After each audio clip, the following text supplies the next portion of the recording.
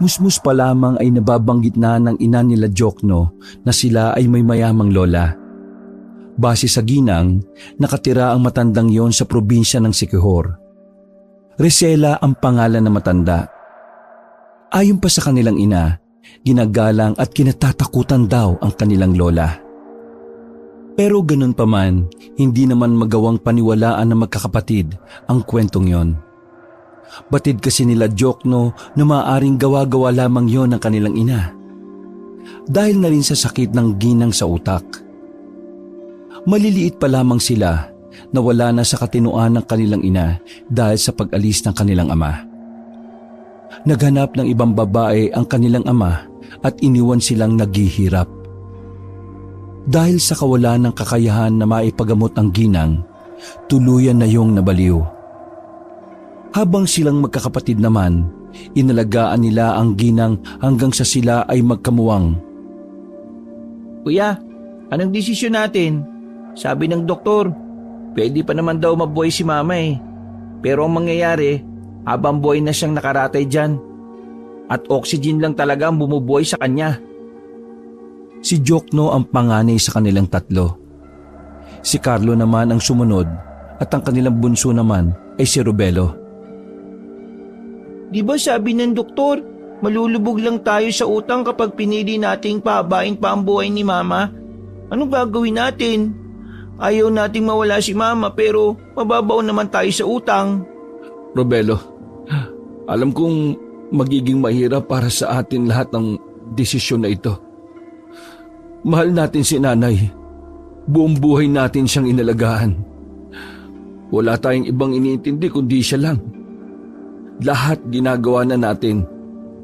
Nabaon na tayo sa utang. Malapit na tayong makulong dahil hindi tayo makabayad.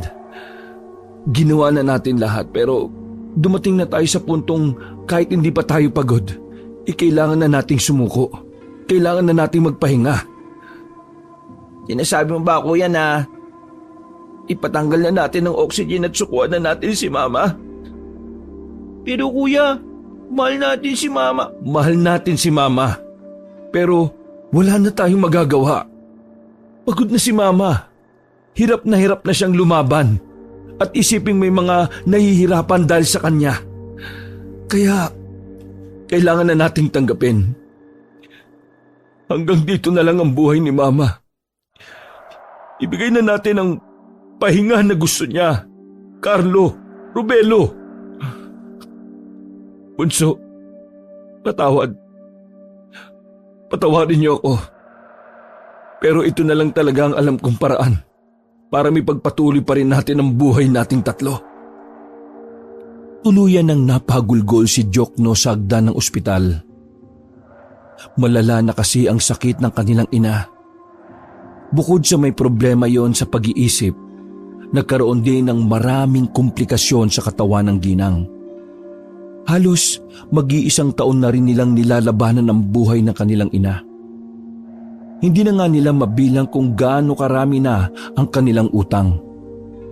Lubog na sila. Lahat na ng katrabaho ni Jokno ay nautangan na niya. Si Carlo naman ay ganun din. Nagkataon pa na natanggal sa trabaho dahil sa boss nilang hindi niya nabayaran. Huminga ng malalim si Jokno. Inakbayan niya ang dalawang kapatid at pilit pinapalakas ang kalooban. Tandaan niyo, mahal natin si mama at hindi yun nagbabago kahit ano pa ang naging desisyon natin. Naiyak na lang din ng dalawa noong mga sandaling yon. Batid nilang tama ang kanilang kuya Jokno. Pero ganun pa man, wala na silang magagawa kundi ang tanggapin ang mangyayari. Sa gabing yon, naging mabigat para kay Jokno ang bawat takbang palapit sa doktor. Habang papalapit siya ng papalapit, unti-unting nagiging malinaw sa kanya ang katotohanang yun na ang huli para sa kanilang ina. Nang nasa harapan na siya ng doktor, bumuhos na naman ang luha sa kanyang mga mata. At sa pagkakataong yon, hindi niya alam kung papaano niya nasabi ang pinakamasakit na kataga. Dok, sige na po. Pagpahingahin na po natin si Mama. Napalunok ng laway ang doktor na naging kaibigan na rin nila sa loob ng 1 taon. Masakit din para sa doktor ang desisyon na yon ni Jokno. Tumango lang ang doktor at tinapik si Jokno sa balikat. At sa pagpasok ng doktor sa silid, napaupo na lamang si Jokno sa gilid at muli na namang naiyak. 3:00 na ng madaling araw. Tulala at balisa ang magkakapatid. Tapos na ang paghihirap nila. Tapos na rin ang paghihirap ng kanilang ina. Dahil simula sa oras na yon, lumaya na ang kanilang ina mula sa sakit. Kinabukasan, agad nilang inasikaso ang mga bagay-bagay para sa pagpapakremate sa kanilang ina. Kung kani-kaninong politiko sila lumapit, mabuti na lang ay marami sa mga yon ang tumulong. Hindi na nila binurol ng matagal dahil wala naman silang kamag-anakan sa lugar nila. Carlo, Robelo, kapag nalulungkot kayo, kausapin niyo lang itong abo ni Mama. Ngumiti lang na mapait si Carlo at Robelo. Maingat naman ang pagkakahawak ni Jokno sa isang maliit na banga na kulay itim at may kulay ginto. Inilapag ni Jokno ang abo ng kanilang ina sa kanilang altar. Naupo sila sa katre. Kuya, ano na palang gagawin natin?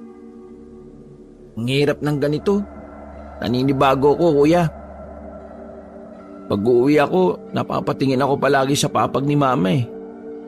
Wala na akong makikitang patawa-tawa kahit nahihirapan na.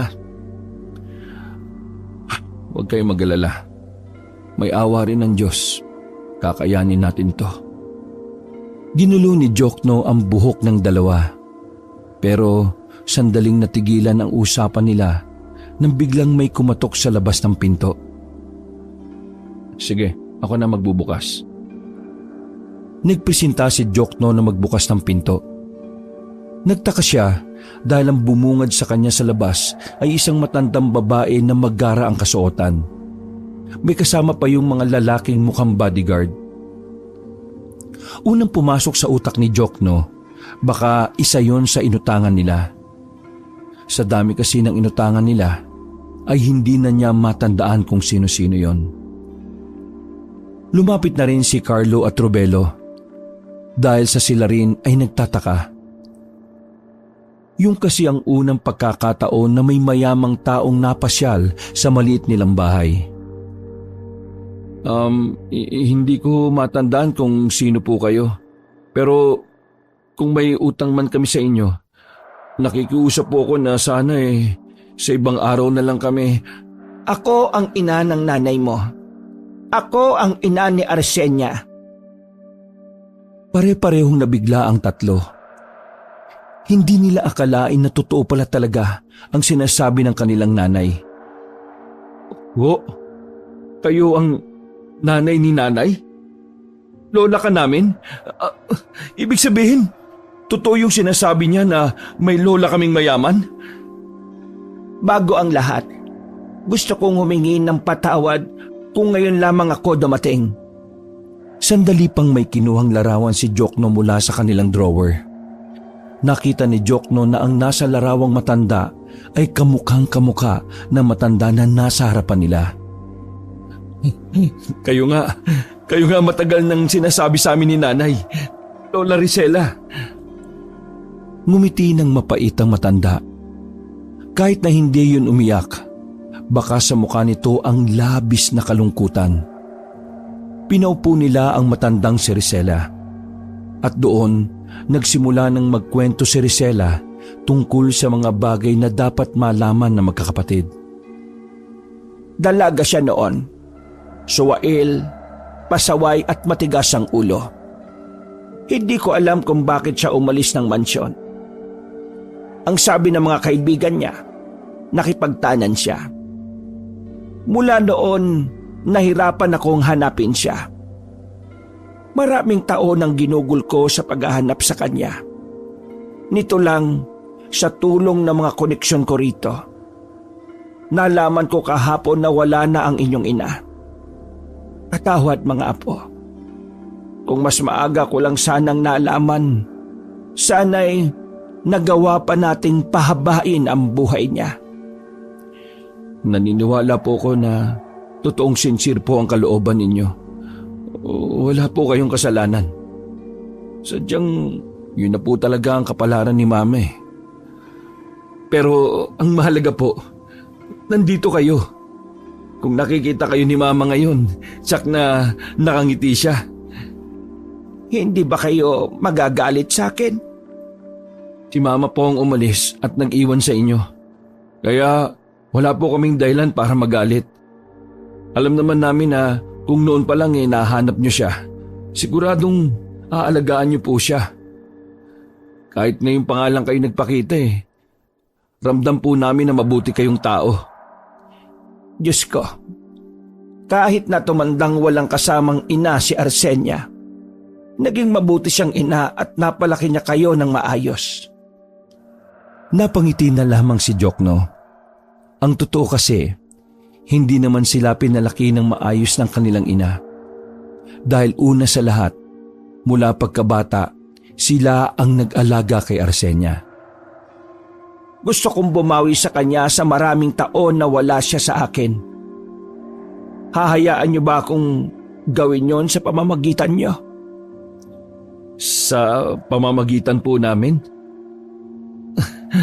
Ano pong ibig niyong sabihin? Gusto ko kayong alagaan. Gusto ko kayong isama sa probinsya ko. Magkakasama tayong mamumuhay doon. Napatingin sa isa't isa ang magkakapatid. Ang una nilang naisip ay ang mga utang na pumipigil sa kanila para umalis. Pasensya na po pero meron po kasi kami mga utang dito eh. Hindi kami makakaalis hanggat... Ako na ang bahala sa mga utang ninyo. Lahat, babayaran ko. Gusto ko lang kayong alagaan. Ayaw kong maghirap kayo dito sa Maynila.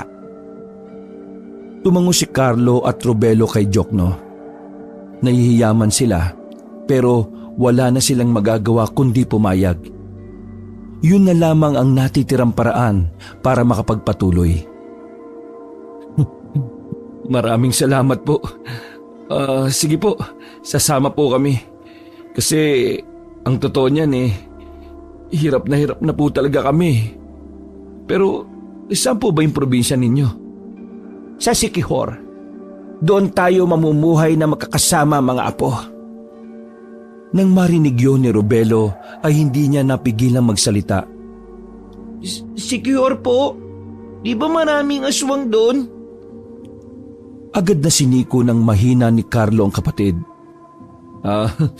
Pasensya na po kayo Mahilig po kasi sa horror yung bunso namin May alam ka sa aswang? Pabirong tanong lang ng matanda. Pero nagustuhan kagad ni Robelo yon. Opo, lagi ako nanonood ng ganun sa internet Pinakikinggan ko po yung kwento ni Pamela Clamil at saka nung Lady Pam at saka ni Apong Isaak. Hindi totoo ang aswang apo. Haka-haka lang siya. Nung unang panahon, inimbento ng mga Kastila ang aswang. Ginawa nila yon para hindi lumabas ng bahay ang mga Pilipino sa gabi. Kasi sa gabi nila ginagawa lahat ng mga pang-aabuso nila sa kababaihan. Kaya walang aswang apo. Gawa-gawa lang din yon ng tao. Pero sabi sa mga napanood ko tsaka naririnig ko, meron daw po Isa po raw ang Siquijor sa may maraming aswang. Robelo, ano ka ba? Ang layo na ng usapan. Nakakaya kay Lola. Hindi, ayos lang. Gusto ko ang ugali nitong bunso ninyo Masyado lang interesado sa mga bagay na mahirap ipaliwanag. Gusto ko yan. Ano palang pangalan mo, apo? Robelino po. Pero Robelo ang tawag sa akin ni Mama tsaka nila kuya. Robelo. Kapangalan mo ang ama ng nanay ninyo. Ang lolo po namin? Tumango ang matanda ng may malapad ng ngiti. Dahil doon, nagsimula ang kanilang kwentuhan. Kahit yun pa lang ang una nilang pagkikita sa matanda, napakagaan na ng kanilang kalooban. Parang matagal na nila yung kilala. Pansamantala nilang nakalimutan ang lungkot na dulot ng pagkawalan ni Arsenia, ng kanilang nanay. Kung ano-ano na ang napag-usapan nila. Sabay na rin silang kumain ng gumabi na. Pagkatapos, pinag-impake na agad ng matanda ang magkakapatid. Aalis na kaagad tayo ngayong gabi. Hindi na kasi ako makakabalik dito dahil marami akong aasikasuhin. Huwag kayong mag-alala. Magpapaiwan ako ng tao dito para bayaran ang lahat ng utang ninyo. Nako, maraming salamat po talaga, Lola. Nakakayaho pero salamat po talaga. Huwag kayong mahihiya. Lola ninyo ako at apo ko kayo. Natural ang mga ganitong bagay. O paano? Tara na. Sakay na sa sasakyan. Yes, malalaman ko na rin kung totoo bang may aswang sa Sikihor. Para kang sira. Maya ka nga kay Lola. Mas interesado ko pa sa aswang kaysa sa kwento ni Lola kanini. Sabay-sabay na silang pumasok sa mamahaling sasakyan. Bumiyahe sila patungo sa probinsya ng Sikihor. Mahaba ang kanilang biyahe. Dahil bukod sa ilang isla pa ang kanilang tatahakin, marami din silang dinaanan para bumili ng mga pasalubong. Matapos ang halos 1.5 araw na biyahe, ay nakarating na rin sila. Tumigil ang sinasakyan nilang sasakyan sa harap ng malaki at magarang gate. Sa labas pa lang ay namamanghana ang magkakapatid. Hindi sila makapaniwala na totoo palang may ganung kaganda at kalaking bahay. Grabe kuya, napakalaki naman ng bahay na ito. Totoo bang dito tayo titira? Narinig na matandang si Rizela ang sinabing yon ni Robelo. Ngumiti ito at tinawakan ng binata sa balikat.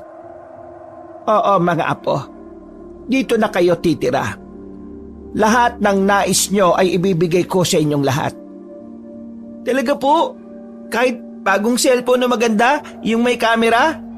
Uy, hayaan nga kay Lola. Lahat-lahat makukuha ninyo.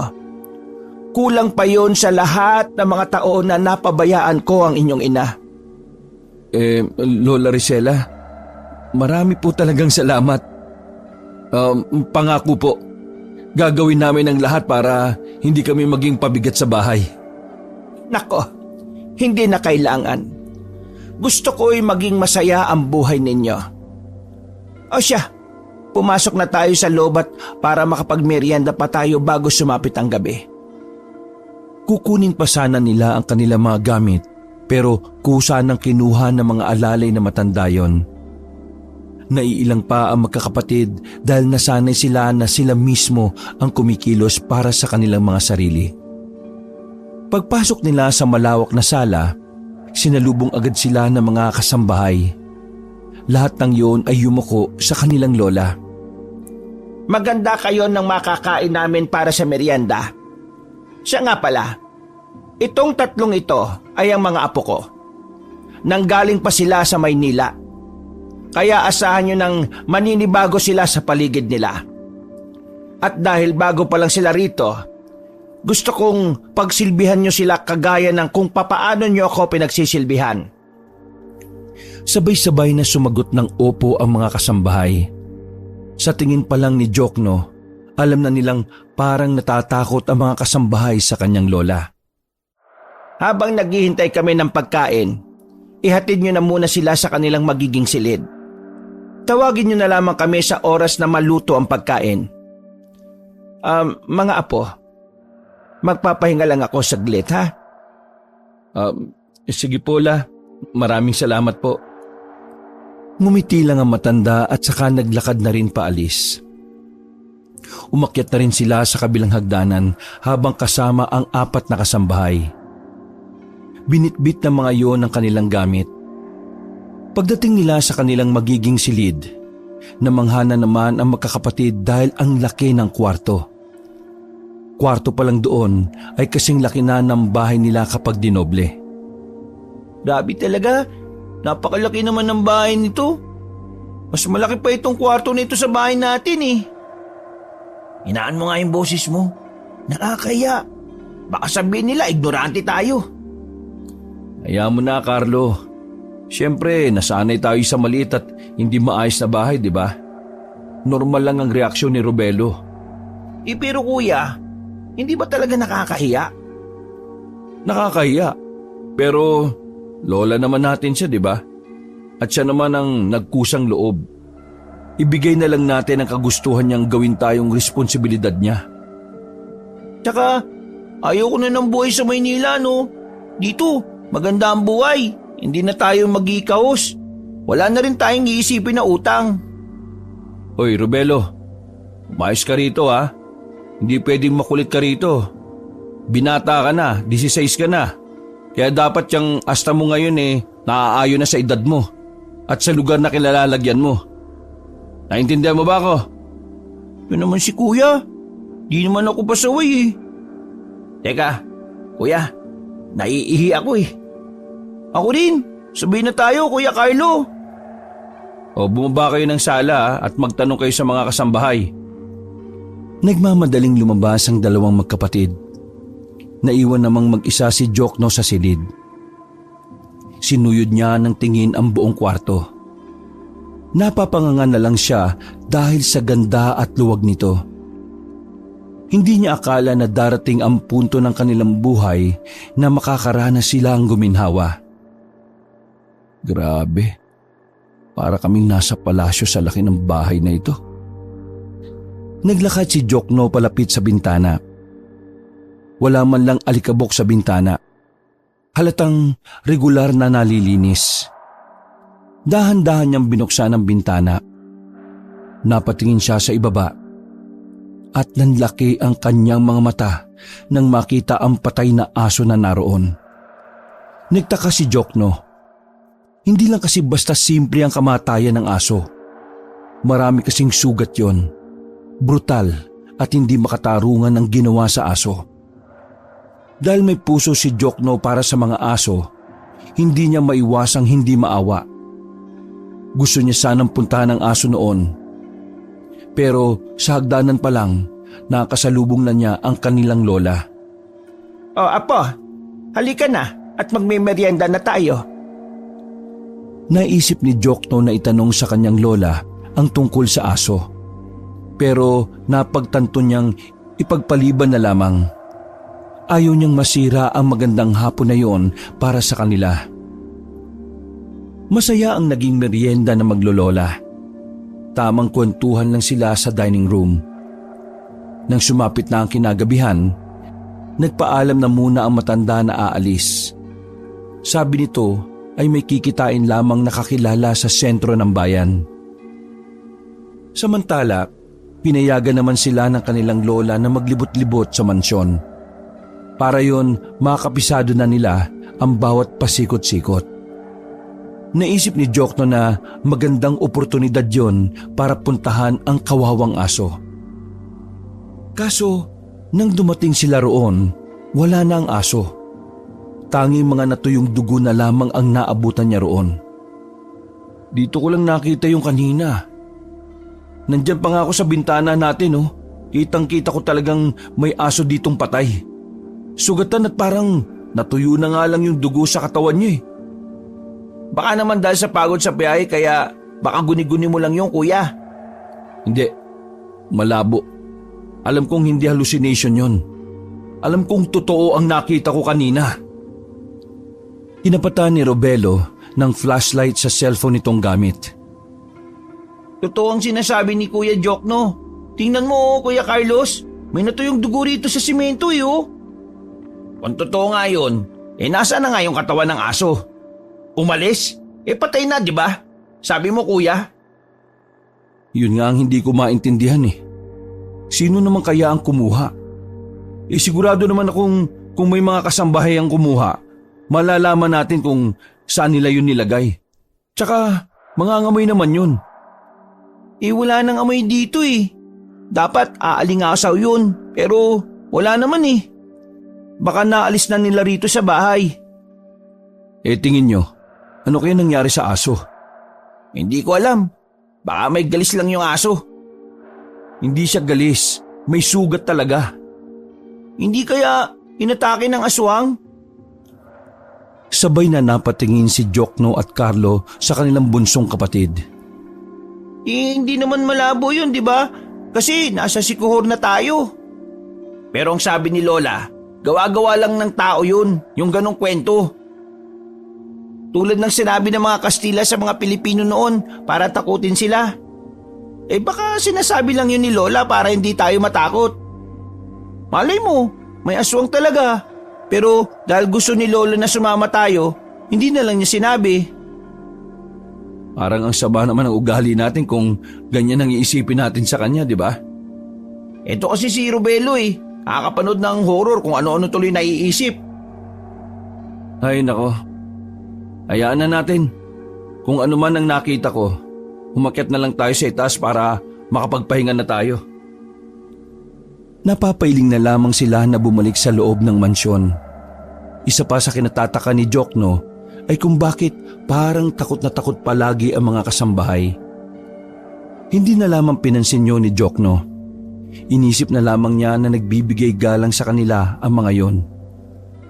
Dakong 11:00 na ng gabi, tahimik na ang buong paligid. Kung si Carlo at si Robelo ay masarap na ang tulog, mulat na mulat naman ang mata ni Jokno. Bukod kasi sa namamahay siya, kung ano-ano na lang ang pumapasok sa isip niya. Pakiramdam niya, may kung anong bagay ang nasa mansyon na nagtutulak sa kanya para guluhin ang sariling utak. Bumangon si Jokno. Tiningnan niya ang dalawa sa tabi niya na nagpapaligsahan sa pagilik. Paano kaya nila nagagawang matulog ng ganyang kasarap sa unang gabi nila sa ibang bahay? Kakaingit ah. Napailing-iling na lamang ang lalaki. Dahil sa katahimikan, bigla na namang napatingin si Jokno sa bintana. Gusto niyang buksan yon pero naisip niya magigising ang dalawa sa malamig na hangin na papasok. Kaya para matahimik ang kalooban niya, lumabas siya ng silid. Tahimik na sala at patay na ilaw ang naroon. Lumapit siya sa main door. Lalabas na sana siya nang marinig niya sa labas na dumating na ang kanyang lola. Nagmamadali siyang nagtago sa kusina. Umupo siya sa ilalim ng lamesa. Mula sa kanyang kilalalagyan ay masisilip niya ng bahagya ang sala. Pagpasok na matandang si Rizela sa sala ay saka rin lumiwanag doon. Akala ni Jokno ay mag-isa lamang ang kanyang lola. Pero may kasama rin pala itong matandang lalaki na kasing edad lang din ng lola niya. Ano ba talagang ginagawa mo, Rizela? Nilalagay mo sa panganib ang buhay mo? Hindi mo ba naisip na magagalit sila kapag nalaman nilang may idinagdag ka na namang tao sa mansyon na ito? Hindi ka na ba nadala? Ipinaglaban mo ang mga kasambahay na nandito, pati yung dalawang alalay mo. Tapos ngayon, ipaglalaban mo na naman ang karapatan ng ibang tao. Nakalimutan mo na ba na muntikan ka lang mamatay nang dahil sa mga taong pinaglalaban mo? Rolando, mahalaga sa akin ng mga apo ko. Ito lang ang paraan para maalagaan at makasama ko sila. Kung handa akong ipaglaban sila, gagawin ko yon. Kung buhay nga ng ibang tao ay pinaglaban ko, gagawin ko rin para sa buhay ng mga mahal kong tao yon. Tapos ano? Makikipagkasundo ka na naman sa kanila. Tatanggap ka na naman ng kondisyon. Hindi ka nga dapat nila kinokontrol kasi una sa lahat, ikaw ang dahilan kung bakit buhay pa ang lahi nila. Hanggang kailan ka ba magpapaalipin sa mga yon? Hindi ako nagpapaalipin. Mga kaibigan ko sila. Tinutulungan nila akong maging maayos ang buhay ko. Dahil kapalit yon ng ginawa mong pagsagip sa buhay ng pinuno nila. Hindi mo yun utang na loob. Hindi mo sila kaibigan. Kung kaibigan mo sila, Dapat hindi nila pagtatangkaan ang buhay ng mga kasambahay mo noon. Oo, tinulungan ka nila sa negosyo mo. Pero hindi mo ba naiisip na lahat ng yon ay may kapalit balang araw? Ayaw ko na munang pag-usapan ito, Rolando. Gusto kong ituon ang atensyon ko sa mga apo ko dahil kailangan nila ako. Etong sinasabi ko ay para lang din naman sa kapakanan ng mga apo mo. Kung hindi ka makikinig sa akin, baka kung anong mangyari sa hinaharap. Mula sa kusina ay narinig ni Jokno ang pagbuntong hininga ng matandang si Risela. Hindi na yun nagsalita pa. Risela, alalahanin mo, wala ka pang nababalitaan na may mga katulad nila na naging mabait sa mga tao. Alam ko na alam mo ang mga ginagawa nilang hindi katanggap-tanggap. Kaya ngayon, mag-isip-isip ka na. Kung tama bang nandito ang mga apo mo. Ay sige na, kailangan ko nang umalis eh. May lalakarin pa ako bukas. Lumabas na ang matandang lalaki na si Rolando. Naiwang mag-isa si Rosela sa sala at napaupo na lamang ito sa sofa. Bumuntong hininga ito ng malalim. Baka sa muka ang pagkalito. Si Jokno naman napapaisip sa mga pagkakataong yon. Naintriga siya sa kanyang mga narinig. Pakiramdam niya ay may hindi sinasabi ang kanilang lola na dapat niyang malaman. Nang makalis na si Risel sa sala, sakalang lumabas si Jokno. Nakalimutan na niya ang kanyang gagawin. Nagmamadali na siyang makabalik sa kanilang silid. Hindi nawala sa isipan ni Jokno ang mga narinig niya mula sa usapan ng dalawang matanda. Dahil na rin doon, parang may kaunting nagbago sa pagtingin niya kay Risela. Hindi naman sa nawalan siya ng tiwala, sadyang marami lang talagang katanungan ang nasa utak niya, na sa palagay niya ay nararapat lamang na masagot. Pero dahil hindi pa niya kabisado ang kanilang lola, mananatili muna siyang tikom. Kuya Jokno, ayos ka lang ba? Kanina pa kita napapansin na parang ang lalim ng iniisip mo. May problema ka ba? Ha? Wala naman. Hindi kasi ako makatulog na maayos eh. Ang lalakas niyong humilik. Talagang nagpapahaligsaan pa kayo ni Robelo eh. Pasensya na. First time lang kasing nakahiga sa kama na malambot eh. Kaya ayun, ang sarap ng tulog namin. Teka, nasaan ba si Robelo? Kaaga-aga eh, wala na naman. Ewan ko sa kanya. Nagpaalam kanina kay Lola na lalabas lang at magja-jogging daw. Buti pinayagan siya ni Lola. Ano pinayagan? Hindi. Inintay niya lang makaalis si Lola. Ay nako, napakatigas talaga ng ulo nun. Di bale, kumain na tayo sa baba. Ay, mamaya na ako. O bakit? Gusto ko rin lumabas eh. Isang araw pa lang tayo rito pero nababagot na ako sa mansyon na ito. Baka pagalitan tayo ni Lola. Ngayon lang naman eh. Magpapahangin lang. Ano, sama ka na? Dali. Kapag nakita tayo ni Lola, edi sabihin natin hinanap natin si Robelo, edi siya lang ang napagalitan, di ba? Baliw ka talaga. Tara na nga. Basta wag tayong lalayo ah. Kumuha ng tamang pagkakataon ang magkapatid. Hinintay muna nilang makalingat ang mga kasambahay. Paglabas nila ay dali-dali silang naglakad paalis. Malaprobinsya talaga ang style ng kanilang lugar. Magkakalayo rin ang mga bahay. Hindi gaya ng sa Maynila na halos dikit-dikit na. Doon, ilang puno pa ang bibilangin bago ka makarating sa susunod na bahay. Grabe no? Parang bahay lang ni Lola Risela yung pinakamalaki dito eh. Baka kamo bahay niya lang ang nandito. Nakapagtataka nga eh. Ano kaya siya yumaman ng gano'n no? Natanong yun ni Jokno nang maisip na naman niya ang mga sinabi ng matandang si Rolando. Baka pamana lang ito ng mga magulang niya. O kaya baka sa lolo natin, naiwan ng mamatay. Ganon. Umiling na lamang si Jokno at itinuon ng atensyon sa kanyang paglalakad. Nang makalayo-layo na sila, meron silang nakasalubong na 3 lalaki. Matangkad ang isa sa mga yon na parabang tumatayong leader ng 3. Matalimang tingin, puro maputla ang balat. Huminto sila at tiningnan ng maigi ang magkapatid. Hinawi na agad ni Jokno ang papunta sa likuran ng kanyang kapatid na si Carlo. Mga sir, anong kailangan nyo? Hindi muna sumagot ang lalaki. Matalim lang nitong tiningnan na parabang inaalam kung sino rin sila. Kung wala po kayong sasabihin magpapatuloy na kami. Bago lang kayo rito, no? Napatigil ang dalawa at parang mga basang sisiw na tumangutango. Medyo kinakabahan na rin kasi si Jokno at si Carlo. Akala nila ay may gagawin sa kanila ang 3. Bago lang ho. Kakalipat lang namin kagabi. Yung sa mansyon dyan sa bahay ni Lola Ricela. Ricela?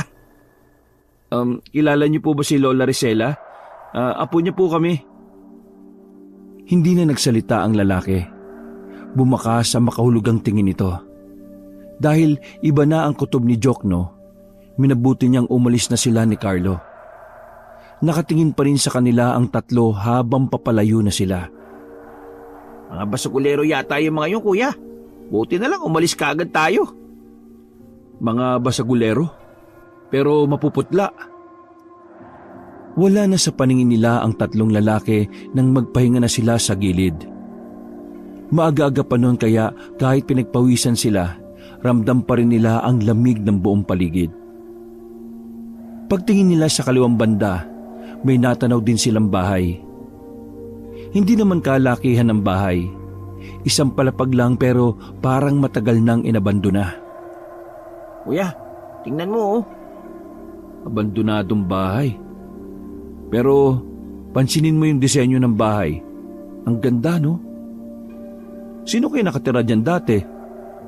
Gusto mo, pumasok tayo ron? Baliw ka ba? Baka mamaya may nagmamay-ari pa niyan. Di nakasuhan pa tayo ng trespassing. Sa bagay, tama ka. O tara, balik na tayo. Gutom na ako Aalis na sana ang dalawa pero nakita nilang lumabas mula sa bahay na yon ang binatang si Robelo. Natataranta ang binata. Pero may nakita silang kakaibang ngiti sa mukha ni Robelo. Oh, bakit ka nasa loob? Ano ginagawa mo doon, ha? Hinilan ni Robelo palayo ang dalawa. Saka nito sinabi kung ano ang kanyang natuklasan. Kuya, may daan doon sa loob ng bahay na yun papunta sa underground na may tunnel. Astig! Ano? Tunnel? Oo, nakita ko lang Napadaan kasi ako kanina. Tapos may narinig akong kalabog. May daan pala papunta sa baba. O anong nakita mo sa tunnel? Hindi ko alam, di ako tumuloy Gusto ko kasi kasama kayo. Baliw ka talaga. Tara na nga. Baka mamaya pagkamalan pa tayo magnanakaw dito. Ang aga-aga pa naman, madali tayo makikilala. Inakbayan na ni Jokno ang kapatid at naglakad na rin sila pabalik ng mansyon. Wala pa ang kanilang lola nang dumating sila roon. Kaya sabay-sabay na lang din silang nag-agahan. Naging maayos naman ang araw na yon para sa kanila. Kahit nasa loob lang sila ng mansyon, ay nagagawa pa rin naman nilang maglibang. Bagot na bagot man, pinipilit na lamang nilang maging kontento. Ang mahalaga sa kanila ay meron silang natutulugan at pagkain na hindi na nila problema sa araw-araw. Makalipas ang halos 1 linggo, ganito na rin katagal na nakakaramdam ng kakaiba si Jokno sa palibot ng bahay. Kung minsan din ay nararamdaman niya na parang may nakatingin sa kanya sa labas kahit na wala naman. Kahit 1 linggo na sila roon, hindi pa rin nawawala sa isipan ni Jokno ang nangyari sa aso. Palaisipan pa rin para sa kanya kung saan napunta ang bangkay ng aso at kung may koneksyon ba yon sa lahat ng kanyang nararamdaman. Samantala, Nalimutan na rin nila ang tungkol sa sinabi ni Robelo na tunnel. Pinagsawalang bahala lang nila yon dahil ang akala nila ay pangkaraniwang lagusan lamang yon. 4:00 ng hapon, pinagbihis na sila ng kanilang Lola Risela. Sa hapon kasi na yon ay aalis sila para mamili ng mga bago nilang gamit. Masaya ang tatlo dahil yun ang unang pagkakataon na makakapunta sa bayan. Balita kasi nila mula sa mga kasambahay, maganda sa bayan at talaga namang maraming magagandang mabibili. Pasensya na kayo mga apo. Ngayon lang ako nagkaroon ng oras para bilhan kayo ng mga gamit. Ayos lang la. Alam naman namin kung gaano kahirap maging negosyante eh. Ang sabi sa napag-aralan ko noon sa Araling Panlipunan, ang mga negosyante raw mas mabilis na yumayaman kapag hindi gaanong gumagala ng gumagala.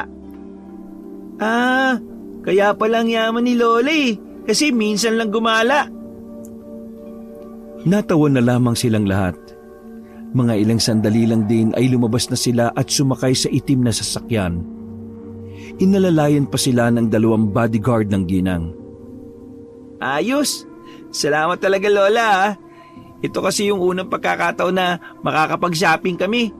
Nung nasa Maynila pa kami, halos lahat ng sahod ni Kuya Jokno at Kuya Carlo napupunta lang sa pambayad utang Uy, maya ka nga kay Lola. Binanggit mo pa talaga yung tungkol sa utang Ayos lang Carlo. Mas maganda nga na alam ko yung kung ano yung mga napagdaanan ninyo. Sa pamamagitan nun, mas makikilala ko pa kayo ng lubusan. Kayo pula, parang hindi pa po namin kayo lubos na kilala Napalingon sa likuran na matanda kung saan naroon ang magkakapatid. Seryosong tumingin ito kay Jokno. Maging si Carlo ay nagtaka rin. Pakiramdam kasi ni Carlo may ibang nais ipahiwatig ang kanyang kuya. Ang ibig ko pong sabihin, siyempre, kailan lang tayo nagkakilala. Tapos, wala pa po kayong gaanong kinukwento tungkol sa buhay ninyo. Kaya bilang mga apo, napapaisip din kami kung ano yung mga pinagdaanan nyo. At saka, dapat din po 'di ba na alam namin yung kwento ninyo? Nang sa ganun maintindihan namin kayo sa lahat ng ginagawa ninyo. Ngumiti lang ng malapad na matanda. Nakahinga naman ng maluwag si Jokno. Akala niya makukuha ng kanyang lola ang totoo niyang nais ipahiwatig. Huwag ka mag-alala apo. Sa susunod na mga araw ay lagi niyo akong makakasama. Nang sa ganun ay mas makilala niyo pa ako ng tuluyan. Ngumiti na lamang din si Jokno. Itinuon na lamang ng binata ang atensyon sa labas ng bintana. Sa loob ng halos kalahating oras na biyahe, ay iniisip niya pa rin kung ano ang nililihim ng kanyang lola. Maya-maya lang din ay huminto na sila sa paradahan ng mga sasakyan. Pumasok sila sa isang maliit na mall. Namili sila ng kung ano-ano. Habang abala ang mga kapatid ni Jokno, naobserbahan niya na mula nang pumasok sila sa mall, parang may sumusunod sa kanilang 2 lalaki. Pero sa tuwing titingnan niya, biglang yumuyuko ang mga yon. Mga siraulo to Kanina pa sunod ng sunod. Nagtago si Jokno sa likuran ng mga damit. Nang makakuha ng tiyempo, ay hinarangan niya ang 2. Bakit ba kayo sunod ng sunod? Mga masasamang tao ba kayo? Dahan-dahang nag-alis ng sombrero ang matangkad na lalaki. Nakangiti siyang tumingin sa akin nang mamukhaan ko siya. Tao? Sigurado ka ba na tao kami? Sa hindi malamang dahilan, bigla na lang nagkulay pula ang mata ng matangkad at maskuladong lalaki. Nagmamadaling umatras si Jokno. Hinanap niya kaagad ang kanyang lola at mga kapatid. Saan ka ba galing? Kuya, bakit ganyan mukha mo? Para kang nakakita ng multo Baka ka mo nakakita ng aswang. Napatingin agad si Robelo sa lola niya. Nang mapansin niya na seryoso ang ginang, ay agad niyang binawi ang sinabi. Joke lang po, Lola. Wala namang nangyari sa akin. Akala ko lang iniwan niyo na ako. Ikaw naman kasi ang hilig mong humiwalay eh. Nilingon-lingon na lamang ni Jokno ang kinaroroonan ng dalawang lalaki. Pero wala na ang mga yun doon. Malakas pa rin ang kaba niya. Sigurado siya na hindi siya namalikmata. Batid niyang nagbago talaga ang kulay ng mga mata ng isa sa mga lalaking yon. Balisa at hindi man lang nagawang nag-enjoy ni Jokno sa mga sandaling yon. Hanggang sa makabalik na sila ng sasakyan, tahimik lang siya at nag-iisip ng kung ano-ano. Jokno, apo, ayos ka lang ba? Hindi ka ba naging masaya sa shopping natin? Masaya naman po ko, Lola. Baka naninibago lang po ko. Opo, La. Si Kuya Jokno kasi, lagi lang yan nagtatrabaho nung nasa Maynila pa kami. Kaya yan, hindi siya sanay na may lola kaming nagbibigay ng mga gusto namin. Ganun ba? Nako, Jokno. Ngayon pa lang kailangan mo ng masanay. Isang malapad ng ngiti na lamang ang naipakita ni Jokno. Gabi na nang nasa biyahe na sila. Madilim-dilim na ang kanilang dinadaanan. Lalo na sa mga parte ng daan na nasa paanan na ng bundok. Tahimik lang sila noong mga sandaling yon. Maya-maya pa, napansin ni Jokno na panay ang tingin ng driver nila sa side mirror. Ganon din naman ang isa pang alalay sa kabilang side mirror. Dahil doon, nagkaroon na ng kutob si Jokno. Pero nang sumilip siya sa likuran, wala naman siyang nakitang sumusunod sa kanila. Mas binilisan ng kanilang driver ang pagpapatakbo. Mga ilang sandali lang, bigla silang napatigil. Malakas ang preno ng sasakyan kaya naman halos mauntog na sila. Nagkatinginan na matandang si Risela at ang nagmamaneho. Parehong nagsenyasan lang ang dalawa at agad na nagkaintindihan. Lola, sino po yung mga nasa tapat ng sasakyan natin? Hindi sumagot ang matanda. Samantala, nababahala naman silang magkakapatid. May 5 mga kalalakihan kasi ang bigla na lang humarang sa kanila. Lahat ng mga yon ay nakatingin lang sa kanila at hindi gumagalaw. Dito lang kayo. Ako ang bahala sa mga yan. Pero La, baka kung ano pong gawin sa iyo ng mga kalalakihan na yan. Magtiwala lang kayo sa akin na po. Pipigilan pa sana nila ang matanda pero sinaway lang sila ng 2 lalaking alalay. Kaya naman nanatili na lang din sila sa loob. Kita nilang nilapitan ni Risela ang mga kalalakihan. Parang normal lang nitong kinakausap ang mga yon. Bagay na mas lalo namang ipinagtaka naman ni Joko. Base kasi sa kanilang nakikita, parang kilala na kanilang lola ang mga kalalakihan. Tumagal ng halos 5 minuto ang usapan. Umalis din ang mga lalaki. Ligtas namang nakabalik ang kanilang lola. Walang galos at parang wala lang nangyari. La, kilala mo ba sila? Mga nangaharang sa daan para sa pilitang manghingi ng pera. Binigyan ko na para umalis na kaagad. Yun lamang ang dahilan na sinabi na matanda. Namangha si Robelo at Carlo. Para sa dalawa ay kakaiba at astigang ginawa ng kanilang lola. Pero si Joko, nakadagdag pa ang nangyari sa iisipin niya. Nang makauwi na sila ay abalang-abala si Robelo at Joko sa kanilang mga bagong kagamitan. Si Joko naman ay mas piniling mapag-isa na lamang sa kanyang silid. Nakatingin lamang siya sa kisame at iniisip ang isang bagay na bigla na lamang niyang napagtanto. Ayaw man niyang pag-isipan na masama ang kanyang lola, pero nararamdaman niya talaga na may hindi tama sa mga nangyayari. At malakas ang kanyang kutob na sangkot si Lola Risela. Habang abala sa pagmumuni-muni, biglang bumukas ng bahagya ang pinto.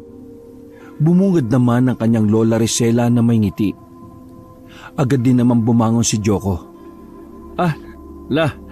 Kayo ho pala. Pwede ba akong pumasok, Apo? Opo, sige po, pasok po kayo. Umupo ang kanyang lola sa tabi niya. Hindi pa rin nawawala ang ngiti nito. Isang ngiti na kahit papaano pumapanatag sa kalooban ni Joko. Ayos ka lang ba, Apo? Napansin ko mula kaninang umaga hanggang sa umalis tayo parang laging malalim ang iniisip mo. May problema ba? Huminga ng malalim si Joko. Naisip niyang magandang pagkakataon na yon para magtanong. Lola, ayos lang po ba na magtanong ako? Oo naman. Bakit? Ano bang itatanong mo? La, huwag niyo po sana mamasamain ha. Pero may nililihim po ba kayo sa amin? Unti-unting nawala ang ngiti na matanda. Agad na sumeryoso ang mukha ni Rosela. Nung una kasing dating namin dito may nakita kong patay na aso sa gilid ng mansyon Pero nang puntahan ko, bigla na lang nawala agad. Tapos narinig ko kayo nakausap yung isang matandang lalaki. Rolando ang pangalan. May pinag-uusapan kayo At base sa pagkakaintindi ko, may mga kaibigan ka na parang delikado para sa aming magkakapatid. Tapos, nung nasa mall tayo, yung dalawang lalaking sumusunod sa atin, nagbago yung kulay ng mata. Kanina, yung mga kalalakihan nakausap mo na maayos kahit mukha naman silang pumapatay talaga ng tao. Ayos lang bang malaman kung ang lahat ng yun konektado sa isa't isa? Pwede niyo bang sabihin sa akin kung ano ang nililihim niyo? Hinawakan na matanda ang kanyang kamay. Sa katunayan, plano ko nang ipagtapat sa iyo ang lahat. Dahil alam ko na sa inyong magkakapatid, ikaw ang mas makakaintindi ng lahat. Apo, ang mga kaibigan na tinutukoy ko ay hindi mga tao. Sila ay mga aswang. Ikinagulat yun ni Joko. Hindi siya makapaniwala na yun ang lalabas sa bibig ng kanyang lola. Aswang? Hindi ba sabi niyo hindi totoong aswang? Sinabi ko lang yon dahil hindi pa yon ang tamang panahon para ipagtapat ang totoo. Kung totoo nga ang mga aswang, bakit mo sila tinuturing na kaibigan? Kaibigan lang ang tawag, pero hindi sa turingan. Tinatawag ko lang silang kaibigan para isipin nilang yon ang tingin ko sa kanila. Wala akong magawa, Apo. Gustuin ko man na umalis at talikuran sila. Nakasalalay naman ang buhay ng mga tao na narito. Ang mga kasambahay, mga tao sa farm, at ang aking dalawang alalay. Hawak nila ako sa leeg. Kaya lahat ng inuutos nila ay ginagawa ko. Ginagawa mo lahat ng gusto nila? Gaya na lang ng alin? Pagbili ng mga bangkay na kamamatay pa lamang na mula sa mga morgue sa bayan. Ginagawa nilang pagkain yon. Sa akin din nila pinapaasikaso ang pinagagawa nilang gamot sa Maynila para mabilis silang makapagparami.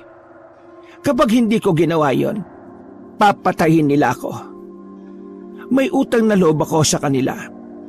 Mula kasi nang iligtas ko ang leader nila, lahat ng ikayayaman ko ay binigay nila. Pero may kapalit pala ang lahat ng yon. Gagawin lang pala nila akong kasangkapan para sa lahat ng masasama nilang hangarin. Pero Lola, kung alam niyong delikado pala sa lugar na ito dahil maraming aswang, bakit niyo kami dinala rito? Patawarin mo ako, Apo.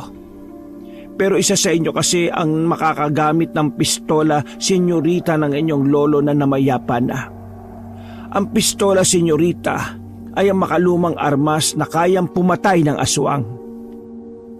Isa ho sa amin? Sino? Hindi ko rin alam.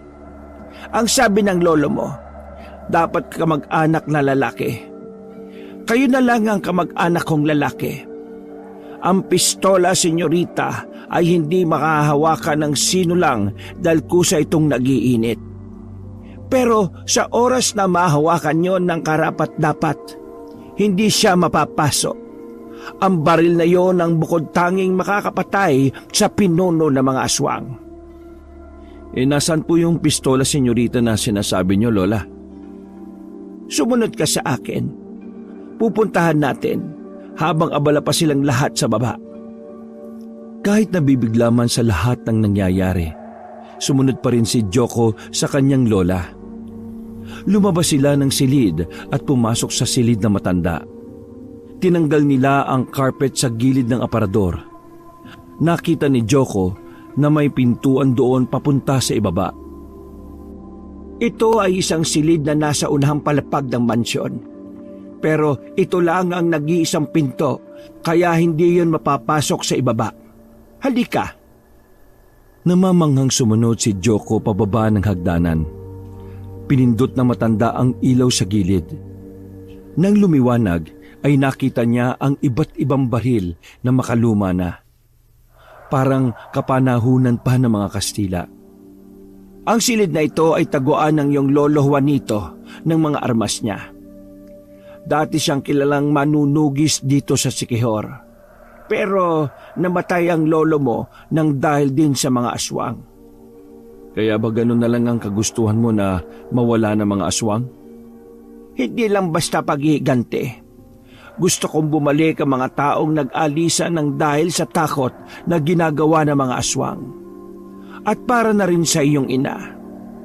Kay Mama? Pinatay na mga aswang na yon ng nag-iisang kaibigang aso ng mama mo. Sobrang kinalungkot yon ng mama mo.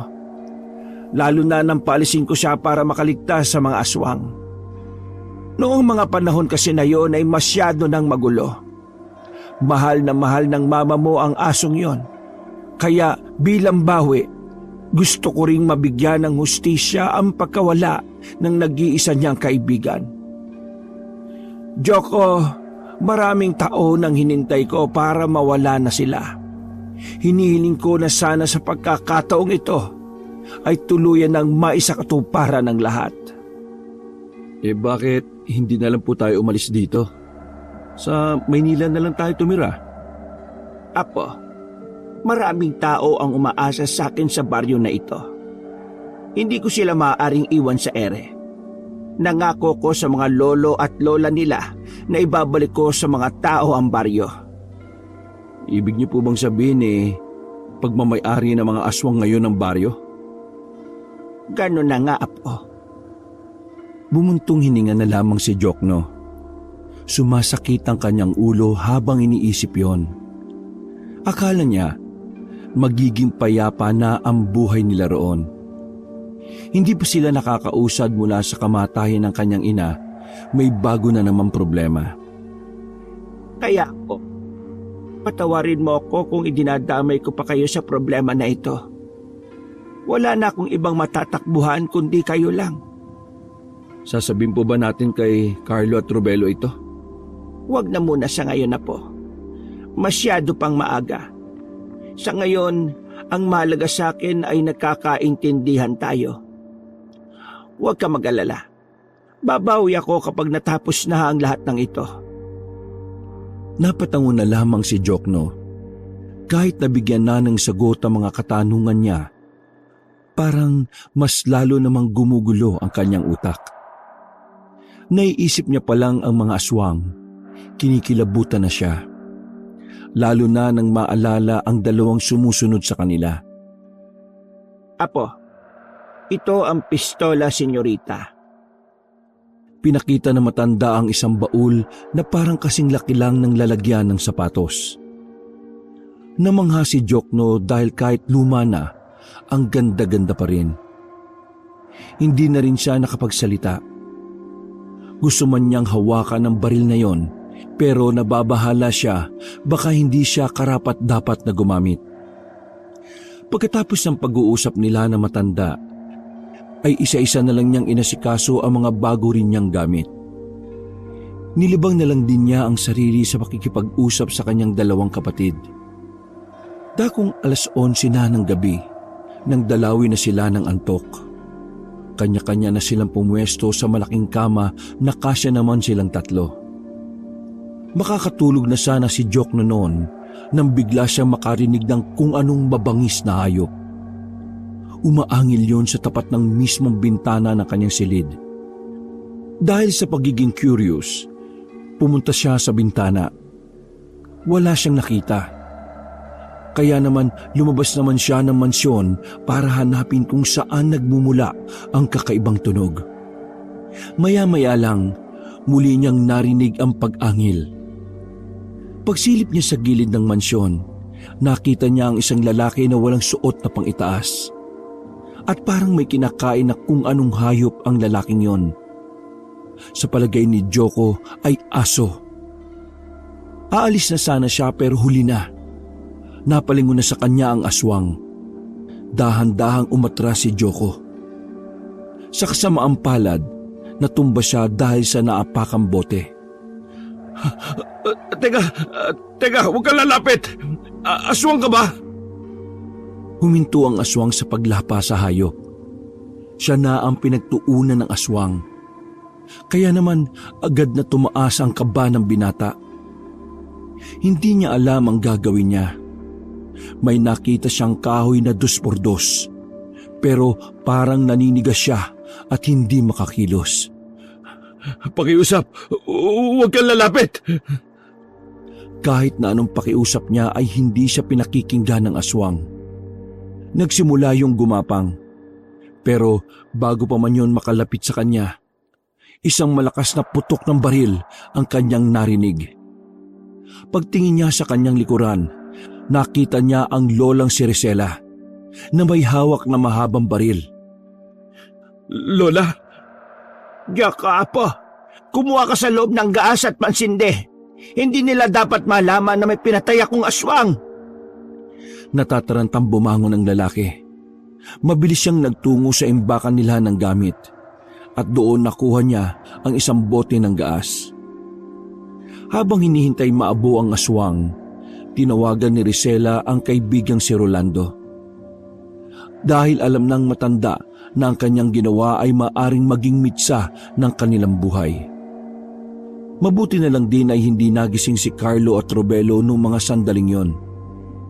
Pero ang kinababahala nila ay baka may aswang naman na nakarinig ng malakas na putok. Halos 2 oras ang hinintay nila para tuluyang maging buto-buto ang aswang na kanilang sinunog. Binaon naman nila sa lupa ang mga buto-butong naiwan.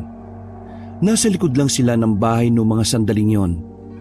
Galit na galit ang matandang lalaki na si Rolando nang malaman ang nangyari.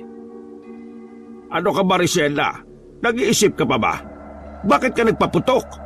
Alam mo naman na sensitibo ang mga aswang sa mga putok ng baril.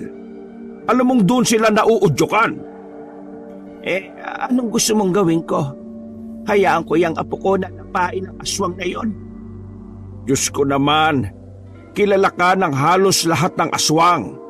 Kaibigan nga ang turing mo sa kanila. Sana kinausap mo na lang. Papalapit na siya kay Jokno. Kakausapin ko pa.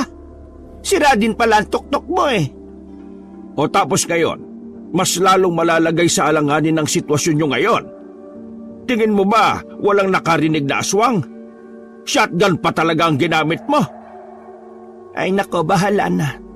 Basta ngayong gabi, aalis kami. Kayo, ihanda niyo ang 2 sasakyan. Sa isang sasakyan isasakay ang mga kasambahay. Kami naman sa kabila. Ano sa tingin mo ang ginagawa mo? Ilalayo ko mga taong pwedeng madamay. Alam ko, isa sila sa pupuntiryahin ng mga aswang. Ay naku naman, Rosella. Pinapasakit mo ang ulo ko. Ay ikaw. Ako po? Bakit? May iba pa bang ikaw rito? Umayos ka sa pakikipag-usap sa apo ka. Umayos. Kamukha ito ni Juanito eh. Parang gusto kong sapukin eh. Oy, ikaw binata. Bantayan mo lola mo ha. Kailangan kanya lalo na ngayon. Opo. Sige na, mag-impake na kayo. Tumakas na muna kayo. Dumaan kayo sa dagat. Mas malapit ang daan doon papuntang pier na biyahe pa Maynila. Paano naman ikaw? Ayos lang ako. Kaya ko ang sarili ko. Ang mahalaga, makaalis na kayo. Isa pa, kailangan ako ng mga natitirang tao rito. Pangako, Rolando. Hindi ako tataka sa pinangako ko sa inyo. Babalik ako at mawawala ang mga aswang dito. Sige na, mag-impake na kayo.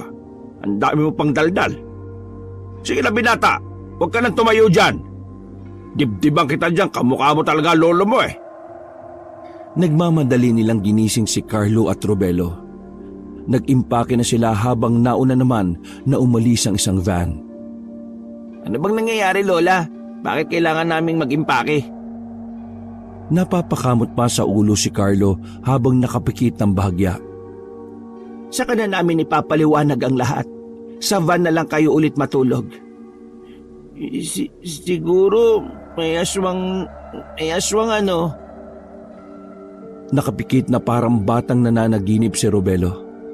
Pero tinapik na yun ni Joko sa balikat para tuluyan ng magising.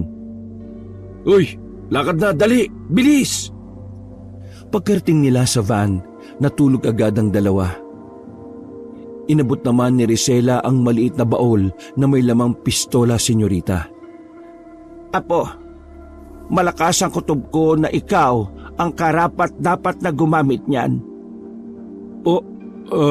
Paano nyo naman po nasabi? Tingnan mo ang mga kapatid mo. Walang kaamor-amor. Tulog lang ng tulog sa oras ng kagipitan. Ang pistola, senyorita, ay parang isang mutya na nangangamuhan din. Hindi niya pinipili ang mga taong mukhang tamad. Kaya tanggapin mo na ito. Buksan mo kapag kailangan na. Agad na pinaandar ng kanilang driver ang kanilang sasakyan. Sa mga unang minuto ng kanilang biyahe, ay naging mapayapa naman. Buong akala nila, walang nakakahalatang aswang sa kanilang ginagawang pag-alis. Pero iba ang nangyari. Napatigil sila ng may humarang na namang kalalakihan. Sa pagkakataong yon, hindi na yon bababa sa 10. Alam na ni Risela na ang mga yon ay aswang. Kaya naman kinuha na ng matanda ang mahabang baril. Topper, maganda ka. Tumango naman ng driver sabay dampot din ng mahabang baril. Oy, hindi niyo ba ako kilala? Ako ang kaibigan ng mga aswang. Si Lola Risela. Sandali pang inilusot na matanda ang kanyang ulo sa bintana.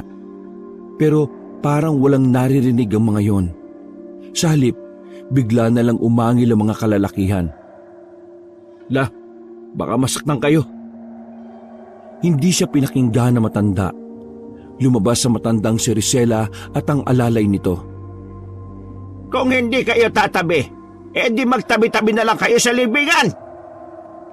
Ibang Lola Risela ang nakita ni Jokno ng mga sandaling yon. Para siyang nanunood ng pelikula. Samantala, nagpulasa ng mga aswang nang sabay na nagpaputok si Risela at ang alalay nito. Karamihan sa mga yon ay tinamaan sa ulo, kaya agad na bumulagta. Mabilis na bumalik ng sasakyan ng dalawa matapos mawala ang mga nakaharang. Gumilit sila para hindi masagasaan ang mga patay na aswang. Nang bumalik na sila sa biyahe, sinundan pa rin sila ng aswang. May mga gumagapang mula sa likuran nila. At habang tumatagal, palapit na sila ng palapit. Hindi naman magkandaw-gaga ang matandang si Risela sa pagpapaulan ng bala. Kahit na matanda na, talagang makikita ang kahusayan nito sa paghawak ng baril. Gusto sanang tumulong ni Joko, pero hindi naman niya alam paano humawak ng baril. Hindi nga rin niya alam kung kakayanin niya bang paputukin ang pistola, senyorita. Walang hiyang mga aswang ito Ang lilikot! Habang nangyayari ang lahat ng yon, sobrang sarap pa rin ang tulog ni Carlo at Robelo sa loob. Maya-maya lang, naramdaman na lamang nila na may nakatungtong ng aswang sa taas ng sasakyan. Inuuga-uga ang van. Parang kulang na lang ay tataob na sila. Kaya naman binagala ng bahagya ng driver ang pagpapatakbo. Nagulat na lang sila dahil halos pumapantay na sa kanila mga aswang. Mabuti na lang dumating si Rolando na dala ang motorsiklo nito at may hawak na baril. Pinagbababaril nito ang mga aswang na nakasunod. Tumilapon din ang nasa itaas ng tamaan ni Rolando ng bala sa ulo. Nakahinga na maluwag si Joko. Buong akala niya ay dudumugin na sila ng aswang. Samantala, bigla na lang pumutok ang gulong ng kanilang sasakyan. Huminto sila sa gilid. Ganon din ang matandang si Rolando. Anong nangyari? Naflatan tayo ng gulong. Huwag kayong lalabas. Diyan lang kayo, ha? Lumabas ng sasakyan si Rizela at ang alalay nitong driver. Nilapitan naman sila ni Rolando. Dinig ni Joko ang usapan ng mga yon. Pambihira naman. Bakit kasi kayo dito dumaan? Saan ba dapat? Sa kabila. Alam mong dito dumadaan ng ibang aswang. Dito pa talaga kayo dumaan. Di sana sinabi mo kagad. Buwang ka rin matanda ka eh. Ganyan ba talaga kaikli ang pasensya ng mga matatanda? Nagulat na lang si Joko nang makitang nagising na si Carlo at Robelo.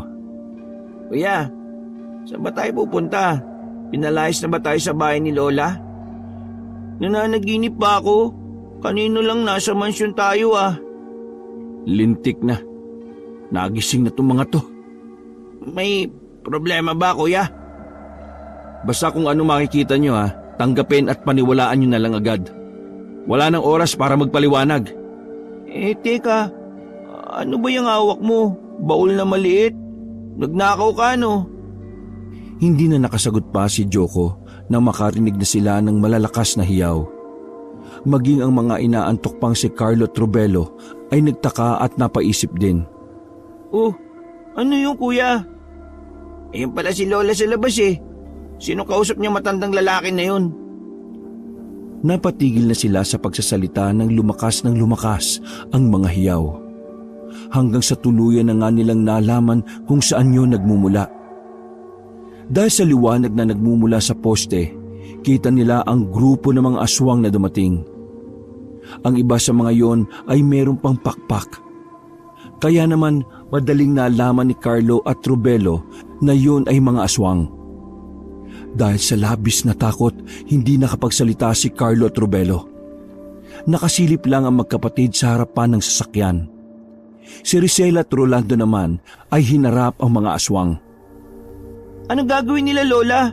Huwag mo sabihin na lalabanan nila yung mga aswang na yan. Teka, bakit may baril si Lola? Huwag ka na nga maingay. Maya-maya pa, nakita nila ang isang aswang na lalaki pero nakasuot ng pambabae. Napansin nila na parang yun ang ginagalang ng mga aswang na naroon. Dahil doon, napagtanto agad ni Joko na baka yun ang pinuno ng mga aswang. Isang lalaki na may pusong binabae. Amazing! Amazing! Mukhang may gorang Lola Rizela. Hindi lang nag-talk sa akin si Mamita. Ano, tatakas ka? Akala ko ba friendship tayo? Friendship over na ba ite? Ayaw ko na. Hindi ko na kayang sikmurain ang mga ginagawa mo sa mga tao. Mamumuhay na ako ng tahimik kasama ang mga apo ko. Kaya pakiusap, hayaan mo na lang akong makalagpas. No, Jan, Mamita. Bawal ang jumukas. Sabi mo forever tayong sanggang dikit. Pero bakit? Bakit ka aalis? Bigla na lang nagtaas ng baril si Rolando. Tinutukan nito ang pinuno ng mga aswang. Ay, ibaba mo yung gun mo kung ayaw mong mag-pass away.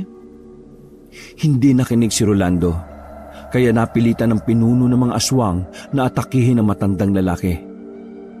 Nabitiwan nito ang baril at nakalmot sa muka. Pambira, may baklang aswang pala kuya. Hindi nagsalita si Joko. Binuksan niya na ang baul. Nagulat ang dalawa niyang kapatid nang makita ang isang baril. Kuya, bakit may ganyan ka? Hitman ka ba kuya? Nag-aalangan si Joko noong mga sandaling yon. Nababahala kasi siya na baka hindi naman siya ang dapat gumamit nun. Nang makita niya sa labas na sinasakal na ng pinunong aswang ang kanyang lola, doon na siya nagmadali. Dali-dali niyang hinawakan ng baril. Nanlaki ang mata niya nang hindi naman siya nakaramdam ng init sa kamay. Malapit nang mahalagutan ng hininga ang kanyang lola nang tumakbo siya palabas ng van. Dalawang kamay ang pagkakahawak niya sa pistola, senyorita. Lola! Napangiti ang kanyang lola nang makita siyang gamit na ang baril. Walang ano-ano, pinutok niya ang baril. Nakapagtataka na asintado siya sa ginawa niya. Tinamaan ng pinuno ng mga aswang sa sentido at agad na bumagsak sa semento. Ayos lang po ba kayo? Ayos lang ako. Ang galing mo, Apo. Nangisay-ngisay ang pinuno ng mga aswang, habang ang ibang aswang na naman roon ay unti-unti na ring nagsibagsakan. Ang mga buhay nila ay nakasalalay sa buhay ng kanilang pinuno. Tagumpay tayo, Apo. Bumaba na rin si Carlo at Robelo sa sasakyan. Sabay-sabay nilang pinagmasdan kung papaanong nagkandamatay ang mga aswang. Mabuti pa, sunugin na natin ang mga yan. Para makasiguro tayo na wala ng aswang pa na mabubuhay sa kanila. Tumango naman si Rosella. Walang ano-ano'y sinilaban nila ng apoy ang mga aswang. Wala na silang pakialam kung nakaharang pa sila sa daan. Ang mahalaga na lamang sa kanila ay tapos na rin ang matagal na nilang problema. Mga Apo, makakapamuhay na tayo ng payapa. Nagyakapan na lamang sila. Makikiyakap pa rin sana si Rolando pero hindi pala siya parte ng pamilya. Nang makabalik sila sa mansyon, doon na rin nagsimula ang bago nilang buhay. Kinabukasan, nakumpirma nila na lahat ng aswang na naninirahan sa kanilang baryo ay puro patay na rin. Pinakolekta nila ang mga yon at pinasunog din. At dahil wala na ang banta sa buhay nila, naging maayos ang pagsasama ng maglolola. Sobrang saya naman ni Joko dahil sa wakas, naramdaman na niya ulit na meron silang pamilya na may tuturing. Higit pa sa yaman na meron ng kanilang lola ay ang pagmamahal nito sa kanila. Isang pagmamahal na matagal nang hindi naiparamdam dahil sa mga aswang. Pagmamahal ng isang lola na kahit buhay pa nito ang kapalit, ay gagawin nito ang lahat. Wakas.